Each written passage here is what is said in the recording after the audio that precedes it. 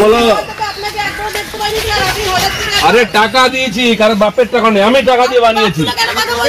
তোমাকে বলেছি চোদ্দ পুরুষ তুলবো। বলো। আরে টাকা দিয়েছি, কারণ বাপের চোদ্দ পুরুষ তুলবো রে।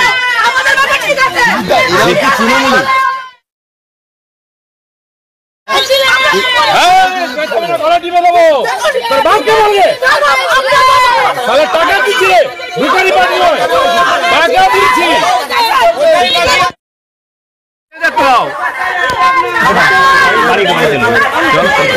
চলে না তো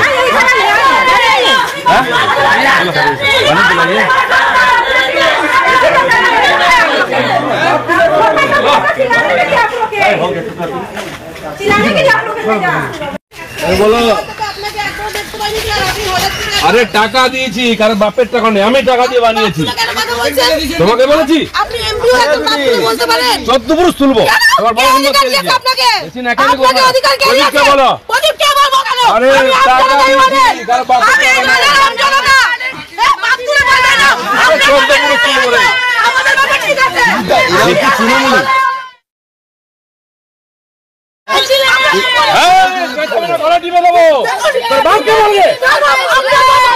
টাকা দিচ্ছি ভিখারি পার্টি নয়, টাকা দিচ্ছি।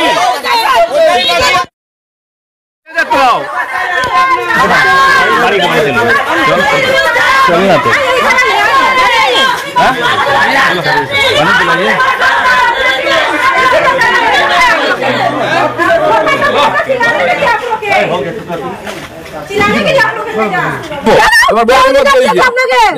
করবে না। প্রদীপকে বলো।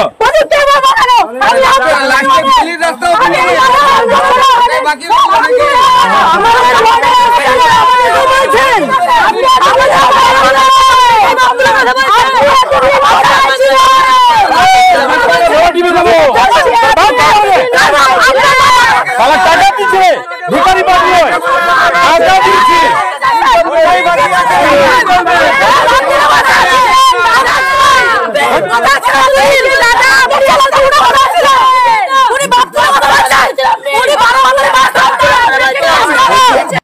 দেখুন, আপনার সাংসদ তহবিলের টাকা আপনি সেখানে অবভিয়াসলি সেটা আপনি উদ্বোধন করবে, সেটা আপনার একটা দায়িত্ব পড়ে। এটা কি তৃণমূল কংগ্রেস চক্রান্ত করে এইভাবে করলো? এবং আমরা দেখলাম যে মহিলারা রীতিমতো দল বেঁধে আপনাকে তেড়ে এলেন, কি বলবেন পুরো ঘটনা নিয়ে?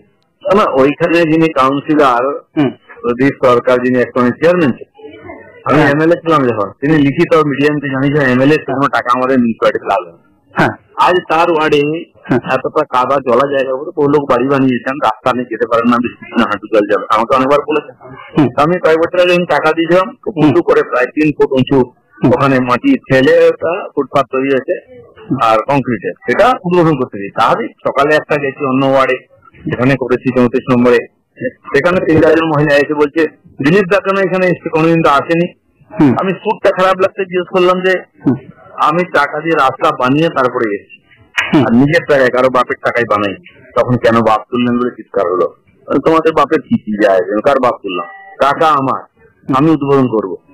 যাকে নেওয়া নেই তোমাদের কাউন্সিলরকে ফোন করো, দেখেছি কিনা, আসার হিম্মত নেই তোমাদের, আমরা চোরের মতো কাজ করি না। এই বলতে আগুন লেগে গেছে। 1 ঘন্টা ধরে আমার লোকেরা চেষ্টা করা, লোকজন ডাকছে, পরে চলে আসছে, গাড়ির সামনে এসে শুয়ে পড়ছে, মানে উপর দিয়ে গাড়ি চালিয়ে দেবো, দিলীপ ঘোষ কোনো দিকে তাকায় না, ওটা তখন উঠেছে সব দিয়ে ধরেছে, মানে খবরদার সঙ্গে নেবে না আমার সঙ্গে, কাজ করতে পারবো যদি দম থাকে। আমি রাস্তা করেছি, তোমার কাউন্সিলরকে বলে ওখানে ড্রেন বানিয়ে দিই, রাস্তা করে খুব কষ্ট পাই, আমি তো প্রথমবার দেখলাম, চিৎকার করছো।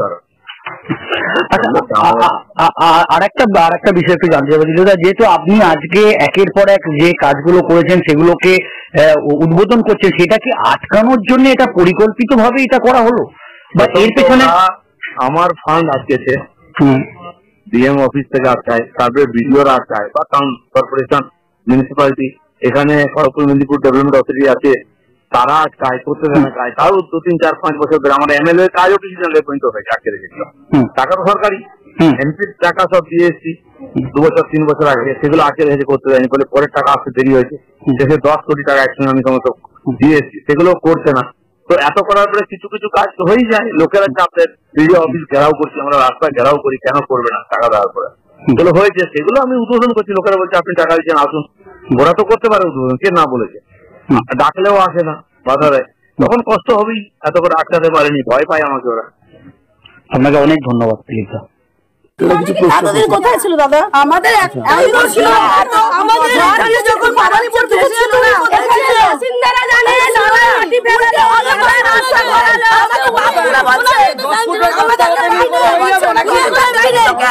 যদি বারবার রাস্তা করে আমাদের সবার দিদি করে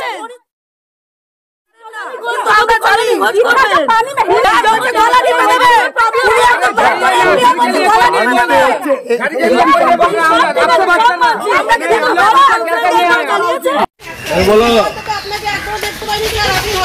আরে টাকা দিয়েছি, কারণ বাপের টাকা নেই, আমি টাকা দিয়ে বানিয়েছি। তোমাকে বলেছি চোদ্দপুরুষ তুলবো, বলো। আরে টাকা দিয়েছি, কারণ বাপের টাকা নেই, চোদ্দপুরুষ তুলবো রে। তৃণমূল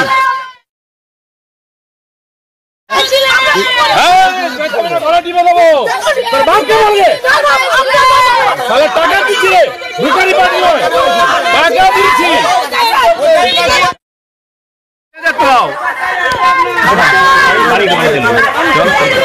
চলে না তো,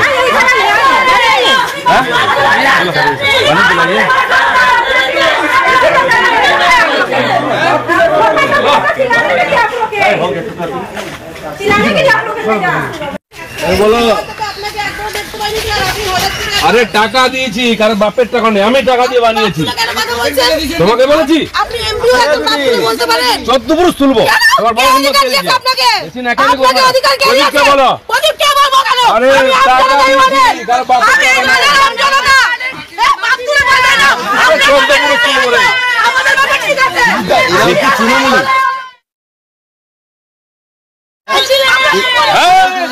গলা টিপে দেবো, তোর বাপকে বলবে তাহলে টাকা দিচ্ছি রে, ভিখারি পার্টি নয়, টাকা দিচ্ছি।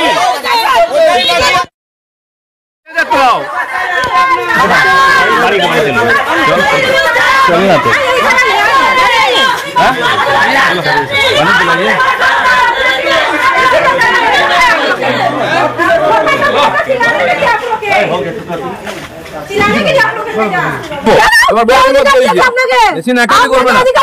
বলো।